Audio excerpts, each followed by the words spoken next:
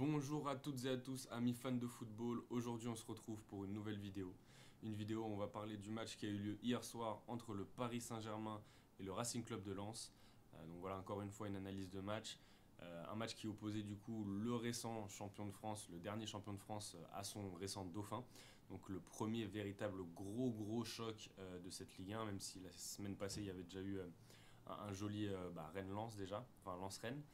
Donc voilà un match qui était une grosse affiche au programme et qui a tenu toutes ses promesses puisque pour un match de troisième journée, donc de début de saison, on a quand même eu une intensité vraiment très importante, très au-dessus de la moyenne et des standards habituels durant cette période de la saison, on va dire. Et on a vu un très bon match de football, notamment des Parisiens. Donc voilà, je vais revenir un petit peu sur les principaux faits du match et le déroulé de la rencontre. Et puis à la fin, je vous ferai un petit peu mes tops et mes flops, côté parisien notamment, sur ce match. Donc pour commencer, évidemment le Paris Saint-Germain qui s'est présenté avec une équipe somme toute plutôt attendue. Le seul changement, on va dire, notable au début de la rencontre, c'était sur le fond de l'attaque, avec Gonzalo Ramos qui était absent, qui a une petite gêne musculaire et qui a été préservé et remplacé par Marco Asensio en pointe, on va dire, numériquement. Mais sinon, pour le reste, c'était du classique avec une défense qui était la même que celle alignée lors des deux précédentes rencontres et un milieu de terrain qui était également attendu, avec Vitinha qui redescendait à un cran plus bas, du coup, comparé au match face à Toulouse. Donc voilà, c'est à peu près tout pour les compositions d'équipe. Et donc dès le début de la partie, on a vu les Parisiens qui, comme d'habitude, un petit peu depuis, enfin en tout cas ce qu'on avait vu sur les deux premiers matchs championnat, qui a réalisé un petit peu la même chose, même type d'entame de match, savoir on a mis rapidement le pied sur le ballon côté PSG. Voilà, mais cette fois-ci, j'ai envie de dire, comparé aux deux rencontres précédentes, il y a eu une possession qui était un peu moins stérile, due aussi à l'adversaire qui était peut-être venu un peu moins pour attendre le PSG, qui avait décidé aussi d'aller essayer d'aller presser assez haut. Un pressing assez intense de la part du RC Lens, duquel le PSG s'est vraiment bien sorti.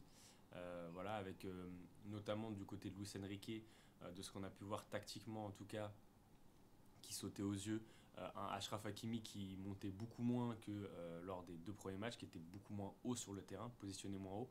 Donc une vraie ligne de 4 derrière, 4 défenseurs, avec un Achraf Hakimi du coup vraiment beaucoup plus bas. Et c'était probablement également aussi dû aux joueurs parisiens présents ce soir, puisque là pour le coup on commençait le match avec sur les ailes Ousmane Dembélé et Kylian Mbappé, donc des joueurs qui sont capables de faire plus de différence balle au pied que les joueurs qui étaient précédemment alignés. Et le Paris Saint-Germain a réussi à se créer bon nombre d'opportunités, avec notamment lors de cette première période Kylian Mbappé qui a eu deux occasions chaudes. Un premier face à Brice Samba où le gardien lensois a bien sorti la balle qu'Mbappé avait tenté de lui mettre entre les jambes. Et ensuite une deuxième grosse occasion pour l'attaquant parisien, avec une reprise de volée sauvée sur sa ligne par Danso. Le PSG a vraiment bien réussi à étouffer, on va dire, Lens, qui est pourtant une équipe qui physiquement est très solide dans notre Ligue 1. Je pense notamment au milieu de terrain lensois, même s'ils ont perdu Seko Fofana, qui est une perte non négligeable, qui est quand même un des meilleurs milieux de terrain de France. Et là, pour le coup, au milieu de terrain, la bataille du milieu de terrain, on va dire, a été remportée par le PSG haut la main, avec notamment, encore une fois, un Manuel Ugarte qui a été juste monstrueux. Sincèrement, Manuel Ugarte, c'est vraiment du très positif sur les trois premiers matchs. Et puis même Warren Zaïre-Emery et Vitinha. Vitinha, c'est également à souligner qui a vraiment fait une bonne partie, même si l'entame de match a été un peu plus difficile. Il a eu un peu plus de mal à se situer sur le terrain puisqu'il était vraiment très proche de la ligne de touche et il avait peut-être un petit peu du mal à se positionner sur le côté par rapport à Kylian Mbappé, qui n'avait pas débuté lors des deux premières rencontres. Mais ça a été de mieux en mieux durant le match, avec notamment des bonnes prises d'initiative de sa part tout au long de la deuxième période. Et plus même avant, sur la fin de la première période, avec justement ce premier but qui est arrivé à la suite d'une superbe sortie de balle parisienne, avec Vitinha qui dévie le ballon en une touche pour Mbappé qui lui remet dans la course, et Vitinha qui porte balle au pied, et puis qui va aux 30 mètres, on va dire, donner le ballon à Warren Zaïre-Emery qui en une touche va transmettre à Asensio qui va marquer un super but enroulé, on va dire une de ses spécialités, les frappes de loin, Marco Asensio, que d'ailleurs on avait vraiment très très peu vu lors de cette première période, mais qui surgit au bon moment avec cette frappe de loin et qui permet surtout au PSG de concrétiser un petit peu cette domination aperçue lors de cette première période avec justement un score de 1-0 à la mi-temps juste avant le retour au vestiaire. Plutôt logique on va dire sur la physionomie de la première période, le PSG ayant eu les meilleures situations. Euh, et donc au retour des vestiaires justement en deuxième période, le PSG là où on va dire les saisons précédentes, parfois le PSG pouvait se contenter un petit peu de cette avance d'un but, être un peu plus en gestion. Là pour le coup le PSG va tout simplement attaquer de nouveau pied au plancher cette seconde période et concrétiser tout de suite et faire le break on va dire avec une action encore exceptionnelle. Pour le coup, le premier but était vraiment magnifique, mais le deuxième est encore plus beau, je trouve, dans sa conception avec pour le coup Lucas Hernandez qui a réalisé encore une fois un superbe match. Je me répète au fur et à mesure des vidéos, on va dire, mais pour un joueur qui revient des ligaments croisés, qui joue seulement son troisième match officiel depuis novembre 2022 et sa rupture des ligaments croisés à la Coupe du Monde avec la France, c'est tout simplement exceptionnel ce qu'il est en train de proposer. Et donc sur ce deuxième but, tout simplement il combine avec Vitinha sur un beau 1-2 avant de solliciter le troisième joueur du triangle, à savoir Kylian Mbappé, qui la remet parfaitement dans la course à Hernandez, qui porte balle au pied et qui va tout simplement servir parfaitement Kylian Mbappé, qui envoie une frappe surpuissante sous la barre de Brice Samba, qui ne peut juste rien faire. Et le PSG mène 2-0 à ce moment-là de la partie, après 52 minutes de jeu. Et pour le coup, c'est totalement mérité. Et les Lensois, pour le coup, n'avaient pas vraiment baissé le pied jusqu'alors. Mais après ce deuxième but, ça va être un petit peu plus dur pour eux. Euh, voilà, je pense que ça les a pas mal impactés. Forcément, 1-0, le match n'est pas encore plié. 2-0 face à ce PSG-là, je pense qu'ils ont senti que ça allait être rapidement compliqué pour eux. Et au global, je trouve qu'on a vu un PSG vraiment solide et vraiment conquérant. En atteste pour moi la montée en puissance au fil du match de joueurs comme Vitinha, comme j'en ai déjà parlé, mais également Warren Zaïre-Emery. Warren Zaïre-Emery qui au fil du match a été de plus en plus bon, j'ai trouvé, avec notamment en plus de choix portés vers l'avant, 6 ballons récupérés, ce qui n'est pas négligeable. Encore une fois, le pressing parisien a étouffé l'adversaire, sauf que cette fois, sans manquer de respect à Lorient et Toulouse, qui sont théoriquement pas des équipes qui vont jouer le haut de tableau. Là, c'était face à un adversaire d'un autre calibre, le récent dauphin du PSG, qui va jouer la Ligue des Champions cette saison. Et on verra pour ce qu'ils vont jouer cette saison, parce que je pense que ça peut être un peu compliqué pour eux. Mais en tout cas, c'était un adversaire d'un autre calibre. Et réaliser ce qu'ont réalisé les Parisiens, à savoir pour moi le match le plus abouti de ce début de saison, c'est vraiment très satisfaisant, très encourageant. Et pour le coup, je trouve que à partir de 2-0, les Parisiens ont encore plus eu la main mise sur ce match. On atteste bon nombre de situations, notamment pour Achraf Hakimi qui croise un peu trop sa frappe à l'intérieur de la surface, juste à l'intérieur de la surface. Ousmane Dembélé également qui a été assez bon en percussion, qui a créé des déséquilibres. Kylian Mbappé pareil, très très bon en percussion. Et donc voilà, le club parisien qui, on va dire, maîtrise cette deuxième période, malgré également l'entrée d'un Eli Wahi qui aurait pu poser problème, puisque Florian Sotoka a été un peu trop neutre. Je trouve que, on va dire, pour ce poste de numéro 9 à Lens, c'est bien, pour eux en tout cas, qu'ils aient recruté un Eli Wahi, parce que Sotoka, je pense, c'est un peu trop léger, en tout cas, pour occuper ce poste-là toute la saison pour Lens, s'ils veulent être performants. Et malgré son entrée qui pouvait être à craindre, globalement l'arrière-garde parisienne a plutôt maîtrisé l'ex-Montpellierin. On atteste le premier duel qu'il a eu à jouer face à Skriniar où Milan Skriniar s'est présenté immédiatement. Encore une fois, Milan Skriniar très très dur dans les duels, très très solide. Même s'il a été pris une fois, notamment par la vitesse d'Eli Wahi, pour le coup, sur les duels, l'ex-capitaine de l'Inter Milan est tout simplement un rock. Il est très très massif et on sent qu'il fait mal aux attaquants. Et c'est un profil de joueur qu'on n'avait pas nécessairement, on va dire, les années précédentes dans l'effectif. parce que même pour moi, Sergio Ramos était, on va dire, un petit peu sur le déclin en fin de carrière. Mais là, Milan Skriniar, c'est vraiment bien d'avoir ce type de défenseur-là, on va dire, qui est capable de marquer les attaquants physiquement. Et donc là, voilà, il a réussi on va dire, contenir à l'entrée d'Eli avec Marquinhos. Et puis voilà, le PSG s'achemine tranquillement vers un succès 2-0 avant que un troisième but n'arrive à la toute fin du match, on va dire, je crois que c'était à la 90e. Avec encore une fois un jeu à 3, ça aurait été vraiment le maître mot de cette partie, les jeux à 3. Une combinaison sur le côté droit cette fois-ci, avec Fabian Ruiz qui va finalement déborder et servir en retrait Kylian Mbappé, qui après un petit contrôle afin d'ajuster le ballon à distance respectable de son pied, qui va réussir à tirer et à marquer, même si la balle est déviée 2 fois, je crois par Medina et Danso ou Grady et Danso. Et ça fait 3-0 pour le PSG. Et pour le coup, après ce but, on peut se dire que le match est quasiment parfait. Alors certes, le PSG va concéder à la dernière minute, la dernière action, un but qui est plus ou moins anecdotique, on va dire, même si c'est toujours bien de réussir à finir un match sans encaisser, surtout un match aussi abouti. Mais pour le coup, le PSG concède un but un peu bête, suite à, on va dire, notamment une relance où au pied où Donnarumma aurait pu faire mieux. Je trouve que dans le jeu au pied, Donnarumma, on sent que c'est pas son point fort, il est pas trop à l'aise. Je pense que Luis Enrique lui demande beaucoup de travail là-dessus. Il faut travailler, il faut qu'il s'améliore parce que pour l'instant, c'est pas assez satisfaisant, je pense. Et je pense que Luis Enrique, à mon avis, n'est pas encore assez satisfait de ça non plus. Et le but concédé va en ce sens, malheureusement. Après, c'est plus ses qualités de jeu au pied qui font des fois Donnarumma, parce que dans les duels, on va dire sur sa ligne, il a encore été irréprochable. Mais ce jeu au pied est vraiment amélioré, surtout dans la façon et la vision du football qu'a Luis Enrique et que veut donner Luis Enrique à son équipe.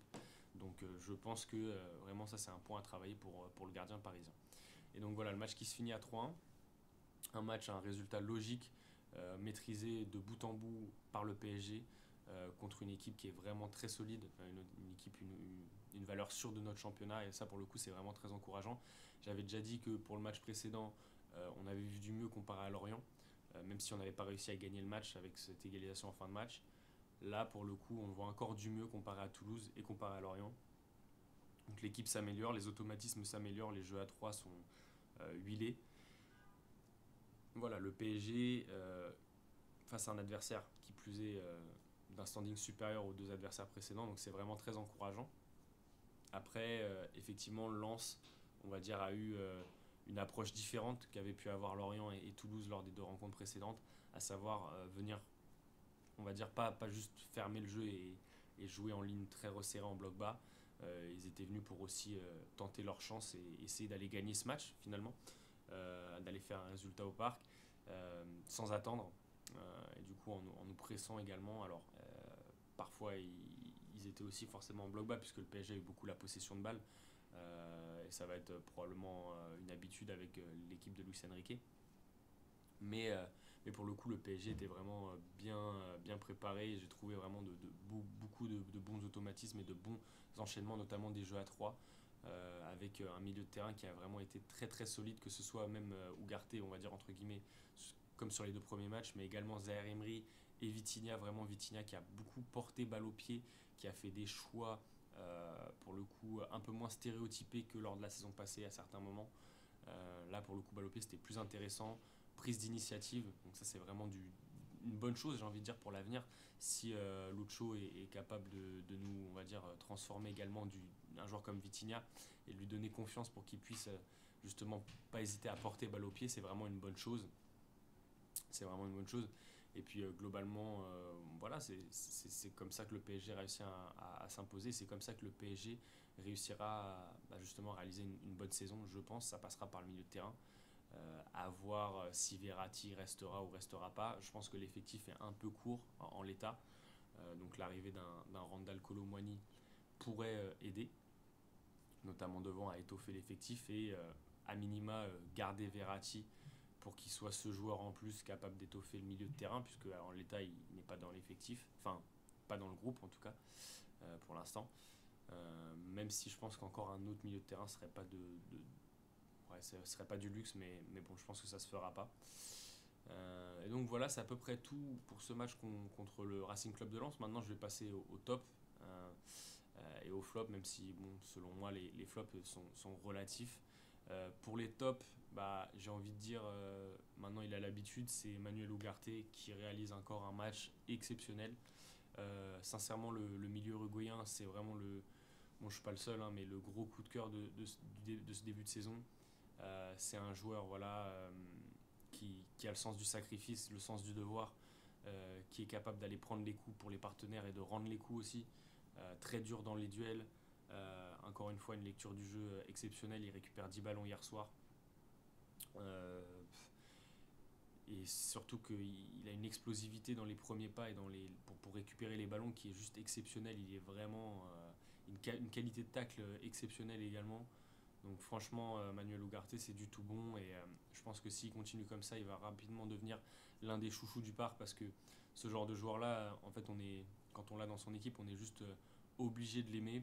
On est franchement super content d'avoir un joueur comme ça. Et franchement, pour l'instant, le début de saison donne entière satisfaction du côté du milieu uruguayen. Et c'est vraiment de très très bon augure. Et j'espère qu'il va encore s'améliorer, notamment par exemple dans la capacité à générer des décalages balle au pied. Parce que là, face à un adversaire comme Lens, c'était un peu plus peut-être facile, entre guillemets, on va dire, pour les Parisiens que contre des adversaires resserrés bloc bas. Mais il faut également qu'il arrive à développer cette capacité, on va dire, à casser des lignes face à des blocs bas, à débloquer des situations. Et s'il arrive à passer encore plus ce cap-là, je pense que là, on sera vraiment sur une référence mondiale à son poste, même si pour moi, il est déjà un très haut niveau, en tout cas sur ce début de saison. Donc voilà pour un de mes tops. Ensuite, évidemment, comme la semaine dernière, je vais mettre Kylian Mbappé. Kylian Mbappé qui, pour son premier match titulaire cette saison au Parc, plante un doublé. Voilà, le PSG gagne 3-1, il marque 2 buts. Encore une fois, je pense qu'il n'est pas encore à 100%. Mais bon, voilà, du Kylian Mbappé pas à 100%. Face au récent dauphin de la Ligue 1, ça fait doubler. Parce que c'est un des meilleurs, si ce n'est le meilleur joueur du monde actuellement, quoi qu'on en dise. Et voilà, encore un match, on va dire, réussi, abouti pour l'attaquant parisien. Même si il a dû, on va dire, entre guillemets, se chauffer un petit peu avant de trouver la mire et de trouver les filets. Euh, avec deux occasions, notamment le face-à-face et la reprise de volée où voilà, il s'est un peu, on va dire, chauffé avant de faire trembler les filets. Mais voilà, Kylian Mbappé qui fait du Kylian Mbappé, c'est-à-dire que c'est encore un doublé pour lui. Et je pense que voilà, sa saison est bien lancée comme il faut.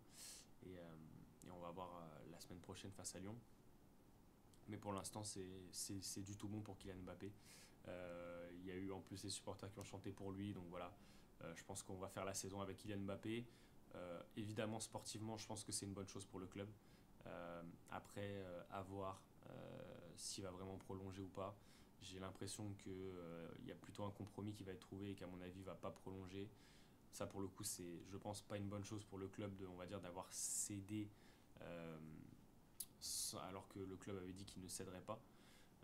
À savoir que si Kylian Mbappé refusait de prolonger ou de déclarer publiquement qu'il partait, il n'était pas réintégré au groupe. Il n'a pas prolongé, donc pourquoi il est réintégré? Voilà, c'est un petit peu la question. C'est un petit peu les débats qui entourent Kylian Mbappé. Et moi, mon avis, c'eût été qu'il ne soit pas réintégré, vu qu'il n'a pas pour l'instant prolongé. Mais on va voir, peut-être que c'est le début d'une négociation, et à voir, peut-être que Kylian Mbappé prolongera afin d'être mieux vendu par le PSG l'été prochain. On verra quel type d'accord sera trouvé. En attendant, en l'état, Kylian Mbappé est dans l'effectif du Paris Saint-Germain et dans le groupe du Paris Saint-Germain et est un maillon essentiel de ce Paris Saint-Germain. Et donc, pour le coup, sportivement, c'est plutôt une bonne chose pour le club, évidemment, et pour Luis Enrique d'avoir un joueur de ce standing qu'il peut faire jouer et qui montre à chaque match que c'est difficile de s'en passer. Donc voilà, et puis également dans les tops, je voulais encore mettre Lucas Hernandez. Lucas Hernandez qui ne cesse, on va dire, pour l'instant, depuis ce début de saison, pareil, de m'impressionner, parce qu'avec les ligaments croisés, c'était forcément un petit peu un pari on va dire, entre guillemets, d'acheter un joueur comme Lucas Hernandez et on ne savait pas dans quel état potentiel on allait retrouver l'ancien défenseur du Bayern et de l'Atlético. Euh, pour le coup, force est de constater que c'est très rassurant sur les premiers matchs. Il a encore fait un match exceptionnel, très dur dans les duels. Il défend toujours en avançant, à l'aise balle au pied, beaucoup de bons jeux à la relance long. Euh, et puis cette action sur le deuxième but où il déboule avant de servir Kylian Mbappé. Voilà, c'est du tout bon pour Lucas Hernandez. Et sincèrement, s'il arrive à maintenir ce niveau physique sans blessure, ce sera franchement un très gros ajout pour la défense parisienne et pour l'équipe du PSG. Et je sais pas, j'attends de voir un petit peu comment Luis Enrique va se débrouiller au retour de Nuno Mendes. Puisque pour le coup, là, Lucas Hernandez fait un super travail côté gauche. Et dans le système que Luis Enrique veut mettre en place, Lucas Hernandez convient parfaitement, notamment face au bloc bas où il joue troisième central. Euh, donc à voir avec le retour de Nuno Mendes, est-ce que Lucas Hernandez va glisser dans l'axe et ce sera Marquinhos ou Skriniar qui feront les frais de ce replacement de Hernandez dans l'axe. Est-ce que Hernandez va passer sur le banc? Est-ce que Nuno Mendes va rester sur le banc à son retour? On verra bien. En tout cas, c'est des problèmes de riches, entre guillemets. C'est des bons problèmes pour le coach. Euh, et c'est vraiment rassurant pour la suite. Donc voilà un petit peu pour Lucas Hernandez, pour le cas Lucas Hernandez.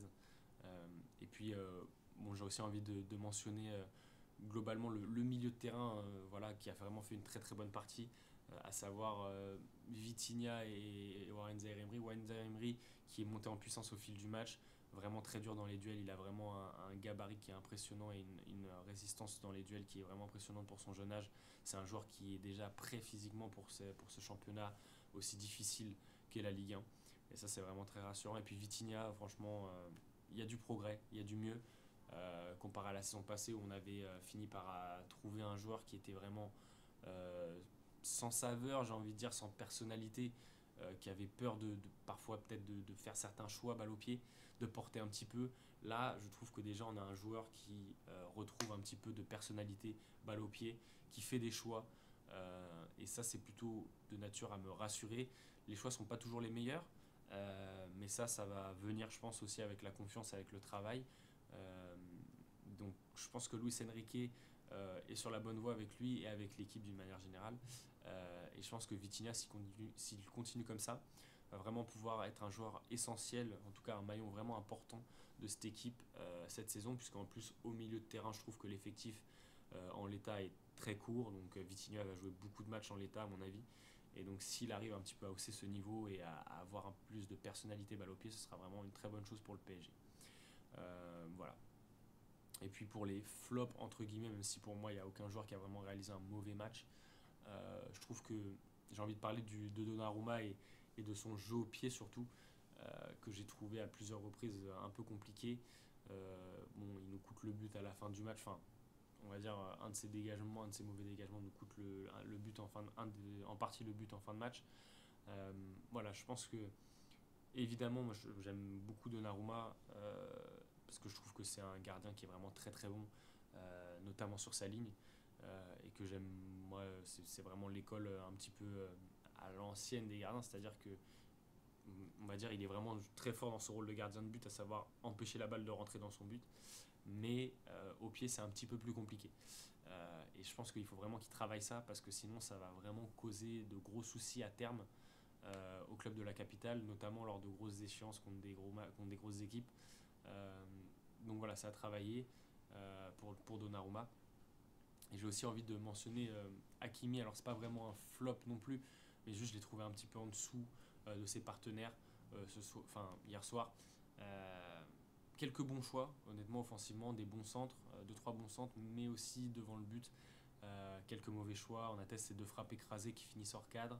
On atteste encore une fois deux trois coups francs concédés aux abords de la surface, évitables, qui auraient pu coûter cher au PSG dans un match qu'il maîtrisait. Voilà, on le sait, hein, on le sait que trop bien. Les matchs où le PSG maîtrise, mais par exemple, tu maîtrises le match, c'est toujours à 0-0, ou même tu mènes 1-0, Hakimi fait une faute bête à l'entrée de la surface, tu concèdes un but. Bon, voilà, j'ai envie de vous dire, ça rappelle un peu le match de la semaine dernière face à Toulouse. Ça aurait pu arriver cette semaine. Heureusement, ça n'est pas arrivé. Mais voilà, Hakimi doit travailler là-dessus. Je pense que Luis Enrique peut vraiment, encore une fois, en faire quelque chose de vraiment très intéressant pour cette saison. Et j'espère que ça va le faire parce que c'est un joueur qui a un fort potentiel et je trouve qu'on ne l'a pas assez vu depuis son arrivée au Paris Saint-Germain, tout simplement. Donc voilà, c'est tout pour les tops et les flops.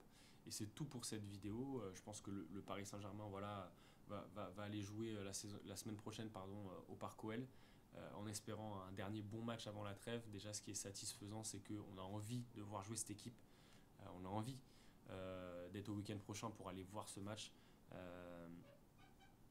Déjà, c'est vraiment une amélioration, on va dire, comparé à la saison dernière où, sincèrement, moi, chaque week-end, on va dire, je redoutais le match parce que je redoutais la bouillie de football que j'allais voir. Là, vraiment, on a vu un beau match, on a vu une équipe, on a vu quelque chose de beau à voir, sincèrement, face à un adversaire de qualité. Donc, c'est vraiment une bonne chose. Et donc, bah voilà, on est pressé d'être la semaine prochaine pour pouvoir voir ce match contre Lyon. Donc c'est tout pour moi, c'est tout pour cette vidéo. Merci d'avoir regardé cette vidéo jusqu'au bout. Et puis n'hésitez pas à vous abonner, à laisser un petit pouce bleu et également un petit commentaire dans cette vidéo. Et puis on se dit à très très vite pour une prochaine vidéo. Ciao.